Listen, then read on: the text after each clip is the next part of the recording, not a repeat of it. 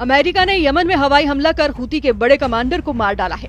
मारे गए Houthi commander का नाम अब्दुल नासिर अल कमाली है, जिसे हूती का इंटेलिजेंस विंग का चीफ बताया जा रहा है। इस बीच प्रेसिडेंट ट्रंप ने ईरान के साथ परमाणु डील के लिए ओमान में होने वाली बैठक की जानकारी दी है। उधर ईरान के सुप्रीम लीडर अली खामनेई ने खाड़ी के 6 देशों को धमकी दी है। अली खामनेई ने कहा है कि जो देश अमेरिका को हमले के लिए जमीन और हवाई क्षेत्र इस्तेमाल करने देगा, उसे ईरान नहीं छोड़ेगा। खामनेई की धमकी के बाद तुर्की के राष्ट्रपति एर्दोआन भड़क गए हैं। सुपर पावर के जंगी जेट लाल सागर से उड़ते हैं, यमन में मंडराते हैं, हूती पर बम बरसाते हैं। बारूदी धमाके से धरती फटती है, तबाही मचती है, मगर जैसे ही धमाके का शोर थमता है, जवाबी हमला इससे भी जोरदार होता है। हूती की मिसाइलें उड़ने लगती हैं। रॉकेटबाज ऐसा करारा जवाब देते हैं कि अमेरिका और इजराइल दोनों सहम जाते हैं। दुनिया की सबसे ताकतवर लीडर ट्रंप के लिए ये युद्ध भी मुसीबत बनता जा रहा है। ट्रंप को एक बार फिर से ईरान ने जोर का झटका दिया है। जिसे ट्रंप एटमी बम वर्षक के धमाके दिखा रहे थे, जिसे ट्रंप ने जंगी बेड़े भेजकर डरा रहे थे, ट्रंप ने जिसे धरती से मिटा देने की धौंस जमाई, उसे ईरान ने सुपर पावर से सीधी टक्कर लेने का ऐलान कर दिया है। ईरान के सुप्रीम लीडर अली खामनेई ने तमाम दुश्मनों के नाम पैगाम जारी कर दिए हैं। ईरान के सुप्रीम लीडर अली खामनेई ने तमाम दुश्मनों के नाम पैगाम जारी कर महायुद्ध की चेतावनी दे डाली है। ईरान ने अपने लड़ाके फोर्स की तबाही के बाद उन सभी देशों को दहलाने का ऐलान किया है, जिन्होंने अमेरिका और इजराइल की मदद की है। अली खामनेई का दिमाग गर्म है। व्हाइट हाउस में नेतन्याहू और ट्रंप की मुलाकात का वीडियो सामने आने के बाद खामनेई का खून खौल गया है। ट्रंप नेतन्याहू की सीक्रेट मीटिंग की डिटेल ने ईरान को युद्ध के लिए भड़का दिया है। नेतन्याहू के साथ मुलाकात के दौरान ट्रंप ने एक ऐसी बात कह दी जिससे बातचीत के बजाय युद्ध का माहौल बन गया है। एक तरफ अमेरिका ईरान समर्थक हूती लड़ाकों पर बमबारी रोक नहीं रहा, दूसरी तरफ ईरान की बर्बादी का प्लान सुनकर ईरान युद्ध के मूड में आ गया है। यूएस एयरफोर्स ने ईरान पर एटमी प्रोग्राम को लेकर डील का प्रेशर बनाने के लिए हूती लड़ाकों पर हमले जारी रखे हुए हैं। अमेरिकी सेना की सेंट्रल कमांड ने यमन की राजधानी सना हवाई हमले के वीडियो रिलीज किया है। मीडिया रिपोर्ट्स के मुताबिक अमेरिकी हमले में 69 लड़ाके मारे गए हैं। ट्रंप ने नेतन्याहू से मुलाकात में साफ किया है कि ईरान अब बेहद खतरनाक हो चुका है। अगर ईरान ने एटमी डील नहीं की तो हालात परमाणु युद्ध तक के बन सकते हैं, जिसके बाद ईरान ही नहीं खाड़ी के कई मुल्क खाक में मिल सकते हैं। ट्रंप ने दावा किया है कि ईरान को एटमी डील के लिए वो मजबूर कर देंगे। उधर अमेरिका के राष्ट्रपति डोनाल्ड ट्रंप ने कहा कि हमारी ईरान के साथ सीधी बातचीत करने की शुरुआत हो चुकी है। ये शनिवार को शुरू होगा। हमारी एक बहुत बड़ी बैठक है और हम देखेंगे कि क्या हो सकता है। और मुझे लगता है कि हर कोई इस बात पर सहमत है कि सख्ती करने की तुलना में सौदा करना बेहतर होगा। और लड़ाई ऐसी चीज नहीं है जिसमें मैं शामिल होना चाहता हूँ। और सही बताऊं तो इजराइल भी नहीं चाहता अगर वो इससे बच सकते हैं। इसलिए हम देखेंगे कि क्या हम इससे बच सकते हैं।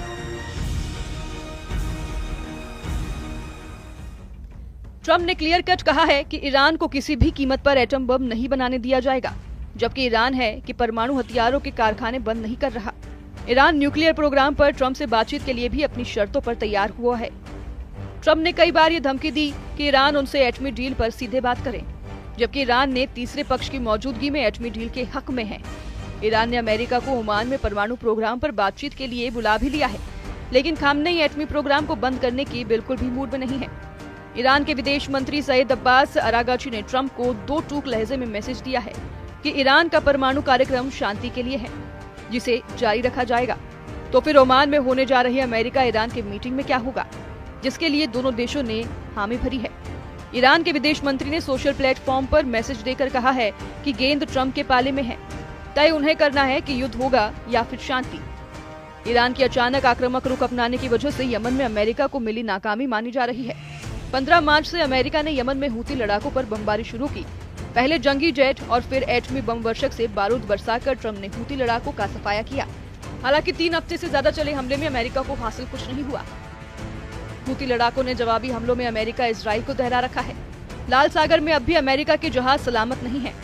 हूती की मिसाइलों ने इजराइल और अमेरिका के ड्रोन और मिसाइलों को तबाह कर डाला है, जबकि हूती से लड़ाई में अमेरिका के $1 अरब से ज्यादा रकम बर्बाद हो चुकी है। अमेरिका ने हूती के खिलाफ ऑपरेशन में अपने 6 परमाणु बम वर्षक और 2 जंगी बेड़े लगा रखे हैं। अमेरिका दावा कर रहा है कि अब तक हूती के 80 टॉप कमांडर मारे जा चुके हैं। हालांकि हकीकत में अब तक Houthi chief Abdul Malik Houthi को अमेरिका छू तक नहीं पाया है। हुती चीफ की बात तो दूर है, सुपर पावर के हाथ अब तक हुती प्रवक्ता याहा सिर्री भी नहीं लगा है। असलियत में अमेरिका को हवाई हमले में कुछ खास कामयाबी नहीं मिली है, जिसे देखते हुए ईरान भी अटैक मोड में आ चुका है। सुप्रीम लीडर अली खामनेई ने तो अमेरिका से दोस्ती निभाने वाले 7 मुसलमान देशों के लिए धमकी भरा पैगाम भेज दिया है। रॉयटर्स की रिपोर्ट के मुताबिक ईरान ने इराक, कुवैत, संयुक्त अरब अमीरात, कतर, तुर्की और बहरीन को संदेश भेजा है। ईरान ने कहा है कि अगर ये देश अमेरिका को अपनी जमीन या हवाई क्षेत्र इस्तेमाल करने की इजाजत देते हैं तो ईरान इसे अपने खिलाफ युद्ध मानेगा। खामनेई के मैसेज से ये भी साफ है कि ईरान युद्ध के लिए तैयार हो चुका है। पड़ोसी देशों ने अमेरिका की मदद नहीं की तो ईरान सुपर पावर को युद्ध हरा भी सकता है। खामनेई अच्छी तरह जानते हैं कि तुर्की को छोड़ सभी देश अमेरिका के पक्के दोस्त हैं, लेकिन एर्दोआन वो लीडर है जहां फायदा दिखेगा उसी खेमे में खड़े रखेंगे। इसलिए ईरान ने तुर्की को पहले ही वार्निंग दे दी है। मगर संयुक्त सेनाओं के आगे ईरान कैसे टिकेगा? ईरान की सीक्रेट पावर क्या है? नेतन्याहू ने जो प्लान ट्रंप को सुझाया है, अगर वो लागू हुआ तो ईरान को भारी नुकसान हो सकता है। नेतन्याहू ने ईरान पर लीबिया मॉडल लगाने का आइडिया ट्रंप को दिया है। लीबिया ने साल 2003 में अपने एटमी प्रोग्राम खत्म कर दिए थे। लीबिया के न्यूक्लियर उपकरणों को दूसरे देश में भेज दिया गया था। असल में लीबिया के न्यूक्लियर प्रोग्राम की शुरुआत होती उससे पहले ही तालाबंदी करवा दी गई थी। वहीं ईरान एटम बम बनाने के लिए कई सालों से जी तोड़ लगा हुआ है। ईरान ने अंडरग्राउंड एटमी तहखाने बना रखे हैं। ईरान के कई एटमी साइटें अब भी दुनिया को पता तक नहीं है। ऐसे में लीबिया मॉडल से ईरान पर कंट्रोल करके भी सिक्योरिटी की गारंटी नहीं है। शायद यही वजह है कि ट्रंप अब ईरान का न्यूक्लियर प्रोग्राम तबाह कर सकते हैं। ट्रंप ने नेतन्याहू का जिस स्टाइल में वेलकम किया, उससे ये सिग्नल मिला है कि व्हाइट हाउस में जब नेतन्याहू की अगवानी करने ट्रंप पहुंचे थे तो उन्होंने अपना मुक्का दिखाया, जिसे दुश्मनों को कुचल डालने का ट्रंप स्टाइल कहा जा रहा है। ट्रंप गाजा का हाल देखकर ईरान को सरेंडर करने को कह रहे हैं। ट्रंप ने दावा किया है कि गाजा युद्ध किसी भी दिन खत्म हो सकता है। उधर ट्रंप का दावा है कि मैं गाजा युद्ध का अंत चाहता हूँ। मुझे लगता है ये दिन ज्यादा दूर नहीं। बंधक संकट अभी भी है, जिन्हें बाहर निकालने की कोशिश जारी है। हमने बहुत से बंधकों को निकाला है, लेकिन इसमें समय लगेगा। बहुत लंबा इंतजार नहीं करना होगा। इजराइल ने आधे से ज्यादा गाजा पर कंट्रोल कर लिया है। गाजा में इजराइल सेना खंडहरों की सफाई कर साफ मैदान बना रही है। कब्जे वाले पूरे इलाके में इजराइल सिक्योरिटी जोन बनाकर बड़ी सेना तैनाती करने जा रही है। नेतन्याहू ने व्हाइट हाउस में एक बार फिर दोहराया है कि गाजा में ट्रंप रिवेरा बनाया जाएगा। ईरान के विरोध के बाद भी हमास को पूरी तरह से सफाया किया जाएगा। इन सब के बीच इजराइल के पीएम नेतन्याहू ने कहा कि हम लंच के दौरान भी कुछ देशों के बारे में बात कर रहे हैं। मैं अभी उनके बारे में नहीं बताऊंगा, जो कह रहे हैं आप जानते हैं। अगर गाजा के लोग जाना चाहते हैं तो हम उन्हें अपने साथ लेना चाहते हैं, और मुझे लगता है कि यह सही काम है। गाजा को दोबारा बनाने में कई साल लगेंगे। इस बीच लोगों के पास एक विकल्प हो सकता है। राष्ट्रपति के पास एक विजन है, दूसरे देश उस विजन पर प्रतिक्रिया दे रहे हैं। हम इस पर काम कर रहे हैं। मुझे उम्मीद है कि हमारे पास आपके लिए अच्छी खबर होगी। ईरान और उसके लड़ाका आर्मी के साथ नेतन्याहू और ट्रंप ने एर्दोआन की चालबाजी पर भी चर्चा की है। नेतन्याहू ने सीरिया में तुर्की की सैन्य तैनाती और सैन्य अड्डा बनाए जाने को इजराइल के लिए एक खतरा बताया है। प्रेसिडेंट ट्रंप से नेतन्याहू ने अपील की है कि एर्दोआन की साजिशों का खात्मा जल्द किया जाए। नेतन्याहू ने ट्रंप से ये भी अपील की है कि तुर्की को किसी भी कीमत पर F-35 जेट नहीं बेचे जाएं। ब्रिटेन के मिडिल ईस्ट आई ने बताया है कि नेतन्याहू ने तुर्की को F-35 multi role fighter jet बेचने के खिलाफ अमेरिकी विदेश मंत्री मार्को रूबियो से बात की है। रिपोर्ट के मुताबिक बेंजामिन नेतन्याहू पिछले 2 महीने से अमेरिकी विदेश मंत्री से गुजारिश कर रहे हैं। इससे पहले मार्च में फॉक्स न्यूज ने अपनी रिपोर्ट में बताया था कि ट्रंप तुर्की को F-35 फाइटर जेट बेचने जा रहे हैं, जिसकी एक शर्त रखी गई थी कि तुर्की रूसी एयर डिफेंस सिस्टम S-400 को हटाए, जिसकी खरीद के बाद ही ट्रंप ने जेट की डिलीवरी रोक दी थी। अब एक बार फिर जैसे ही एर्दोआन F-35 जेट हासिल करने के करीब दिख रहे हैं, इजराइल की टेंशन बढ़ गई है। तुर्की ने सीरिया में तख्तापलट के बाद जिस तरह से सैन्य विस्तार किया है, जिस तरह तुर्की सैन्य अड्डे बना रहा है और सीरिया के लड़ाका ग्रुप्स को गठजोड़ बढ़ा रहे हैं, नेतन्याहू के लिए सिरदर्द बनता जा रहा है।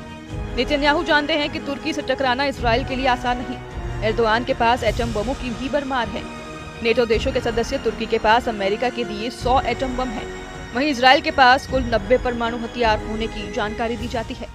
तुर्की हाईटेक वॉर में भी इजराइल से कमजोर नहीं। तुर्की के ड्रोन दुनिया में सबसे घातक माने जाते हैं। ऐसे में अगर अमेरिका ने एर्दोआन की नकल जल्द नहीं कसी तो ईरान से पहले तुर्की ही इजराइल को फोड़ डालेगा। एर्दोआन के इरादों को भांप चुके नेतन्याहू चाहते हैं कि ट्रंप जल्द से जल्द तुर्की को सीरिया छोड़ने का ऑर्डर रिलीज कर दें। तय ट्रंप को करना है कि किस फ्रंट पर बात करेंगे, किस फ्रंट पर बम बरसाएंगे। वहीं ईरान ने अपने युद्ध की तैयारी का ट्रेलर 6 मुस्लिम देशों को धमाका कर दे दिया है। Bureau report, news 18।